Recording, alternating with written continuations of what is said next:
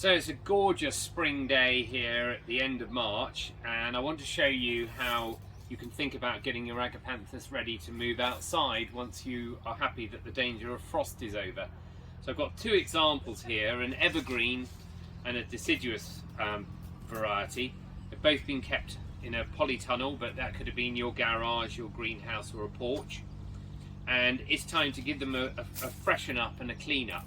So starting with the deciduous one, which has died down completely, you can see here new shoots emerging. So all I'm going to do is by hand is remove any old stems and leaves carefully without damaging the new shoots, like so.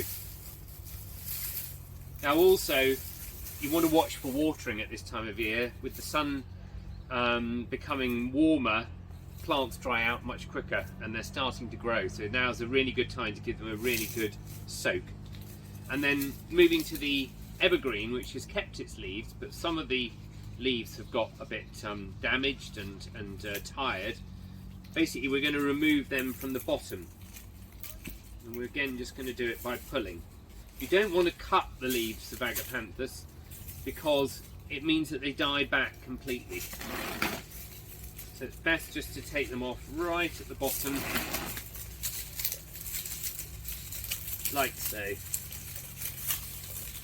Now, depending on where you are in the country, you can decide whether you're going to put your plants outside or not. There's obviously still a risk of frost at this stage at the end of March, but certainly by the end of April in the south of England we'll be moving these outside.